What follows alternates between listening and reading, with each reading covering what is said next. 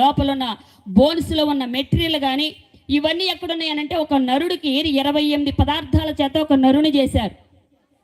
ఆ నరుడు ఎక్కడి నుంచి వచ్చాడు అని అంటే బైబిల్ చెప్తుంది, నన్ను భూమి అగాధములో నుంచి మట్టిని తీసి నరుని చేసి శ్వాసలో ఆ రంధ్రాన్ని అనగా ముక్కుల నుంచి రంధ్రముల నుంచి గాలిని ఊదితే నరుడు జీవాత్మాయను అని ఉంది. మరి సైన్స్ ఏం చెప్తుంది? సైన్స్ ఏం చెప్తుందంటే లావా పొంగుతుందంట. భూమి క్రింద అడుగు భాగాన ఉన్న లావా కింద 28 పదార్థాలు ఉన్నాయి. ఆ 28 పదార్థాలలో ఆచి తూచి పరీక్ష చేస్తే సైన్స్ చెప్తుంది 28 పదార్థాల కలయికే ఒక నరుడు. హల్లెలూయా.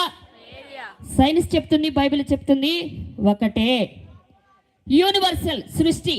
యూనివర్సల్ అంటే అర్థం ఏంటంటే యూని అంటే సింగిల్ అని అర్థం, వర్సెస్ అంటే మాట చేత రాయబడింది లేకపోతే మాట చేత కలిగింది అని అర్థం. బైబిల్ ఏం చెప్తుందంటే ఆది యందు వాక్యం ఉంది. అదే మాట మనం ఆది కాండానికి వెళితే ఆయన నోటి మాట చేత సృష్టి కలిగేను. హల్లెలూయా.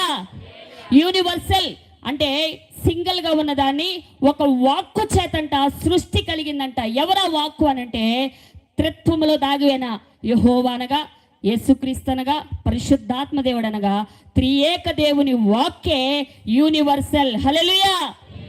యూనివర్సల్లో ఉన్న 5 విషయాలని ఏ శాస్త్రవేత్త ఆచితూచి పరీక్షించి, మనం చాలామంది శాస్త్రవేత్తల గురించి తెలుసు కదా, బ్యూటనే కానీ లేకపోతే అల్వా ఎడిసినే కానీ లేకపోతే గ్యాలీలియో కానీ చాలామంది మనకు శాస్త్రవేత్తలు తెలుసు. ఆ శాస్త్రవేత్తలందరూ ఏం చదివి మనం వాడుతున్నామండి? చక్కగా తెల్లారు లేస్తే కుర్రాడు బైక్ అడుగుతాడు. మరి ఆ బైక్ని ఇంజిన్ తయారు చేసింది ఎవరు? ఒక క్రైస్తవుడు కాదా? బైక్లో పెట్రోల్ పోస్తున్నారు, ఇంజిన్ పోస్తున్నారు. మరి అవి తవ్వటానికి ఆ జ్ఞానాన్ని ఇచ్చింది ఏంటిది? బైబిల్ గ్రంథం కాదా? మనం అంటాం క్రైస్తవుడు అంటే ఊరెలుపులు ఎక్కడో ఉంటాడండి, క్రైస్తవుడు అంటే ఇతర దేశపు దేవుడు అండి, క్రైస్తవుడు అంటే ఎక్కడి నుంచో తీసుకొచ్చారండి. లేదండి, వీళ్ళు చెప్పిన మాటలు కాకుండా ఒక్కసారి ఆగి ఆలోచించండి. బైబిల్ గ్రంథాన్ని చదివినోడే ప్రపంచానికి వాళ్ళ గుప్పిట్లో బంధించారే. నువ్వు చూస్తున్న లైటు ఒక క్రైస్తవుడు కనిపెట్టిందండి. నువ్వు చదువుతున్న బుక్కు, నువ్వు రాస్తున్న పెన్ను అంటే నీకు పక్కనోడు ఎవడో నీకు సైడ్ డైవర్షన్ చేస్తున్నాడు. బైబిల్ గ్రంథాన్ని చదివితే అది భూతి గ్రంథం అని, బైబిల్ గ్రంథాన్ని చదివితే అది క్రైస్తవులని, ఇవన్నీ పక్కకి వెళ్ళిపోతుంది కాబట్టి నీకు జ్ఞానం రాకుండా చేస్తున్నాడు. బాగా ఆలోచించండి. పక్కనోడు కోపిస్టోడైపోయి రే నువ్వు చేసే తప్పురా అంటే వాడి మాటకు నువ్వు విలువిస్తావా? నీకంటే నీకు ఒక క్లారిటీ అయిన మైండ్ లేదా? యూనివర్సల్లో 5 విషయాలు సైన్సే గ్రహించలేకపోయింది. ఏంటో తెలుసా? Time, energy, space, matter, creativity. ఈ 5 విషయాలు ప్రపంచంలో ఎవడ కనిపెట్టలేకపోయాడు. ఏ అంటే యూనివర్సల్ ఈ సృష్టిని కలిగించిన పరిశుద్ధాత్మ దేవుడు తన వాక్కు చేత సృష్టించాడు. కొన్ని అగమ్య గోచరంగా సైన్స్ అందకుండా అలాగే నిలబడిని నరుడికి అర్థం కాని విషయాలాగా ఆగిపోయింది. మరి ఎంత గొప్ప దేవుడి దగ్గర నీకేం చెప్తున్నాడు తెలుసా? ఇప్పుడు చదువుకున్న మాట మీ దగ్గరికి వస్తున్నా. సృష్టిని కలిగించిన వాడు, సృష్టిలో సర్వాన్ని సృష్టించిన వాడు నిన్ను నన్ను పిలిచి ఒక సువార్త చెప్తున్నాడు, శుభ వర్తమానం చెప్తున్నాడు. ఏంటి అనంటే లోకంలో ఒక రక్షకుడు పుట్టాడంట. ఆ రక్షకుడు నీ కోసమే నా కోసమే పుట్టాడంట. హల్లెలూయా.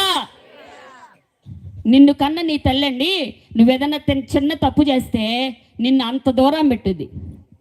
ఆస్తి కోసం అడిగినా, ఆమెకు నచ్చని పనులు చేసినా, నిన్ను కన్న 9 నెలలు కన్న తల్లే నువ్వు చేసిన తప్పుని పదే పదే గుచ్చి నిన్ను పక్కదారి పట్టించి అవసరమైతే నువ్వు చచ్చిపోయావనే వదిలేస్తుంది. నిన్ను కన్న తల్లి కన్నా నీ దేవుడు గొప్ప దేవుడు అండి. కారణం ఏంటంటే లోక పాప పరిహారార్థం రక్త ప్రోక్షణ అవశ్యకం, తద్రక్తం పరమార్థమే పుణ్యదాన బలియాగం. లోకములో ఉన్న గ్రంథాలని చెప్తున్నాయి ఏంటంటే మనిషి జన్మతః కర్మతః పాపి. తల్లిదండ్రుల యొక్క పాపం వల్లనే నరుడు పుడుతున్నాడు. ఆ నరుడికి పాప విడుదల ఎక్కడ కలుగుద్ది అంటే ఎంత పాపినైనా నిన్ను నన్ను దేవుడు ఎందుకు ప్రేమించాలండి? మిమ్మ మాట వినపోతేనే, మీ నాన్న మాట వినపడితేనే నువ్వు సత్యమని వదిలేస్తున్నారే. ఏదైనా చిన్న తప్పు చేస్తే లోకమంతా పలానా పాపిది పాపిది పాపిది ఇది పాపిష్టిదని చెప్పి ముద్రేసి నిన్ను రోడ్డులో నిలబెడుతున్నారే. లోకము నిన్ను పట్టించుకోదు, తల్లిదండ్రులు నిన్ను పట్టించుకోరు. కానీ దేవాతి దేవుడు అంటున్నాడు, లోకములో నువ్వు పాపిగా ఉన్నా, పాపిగా నువ్వు జన్మించినా నీవు నాకు కావాలి. హల్లెలూయా.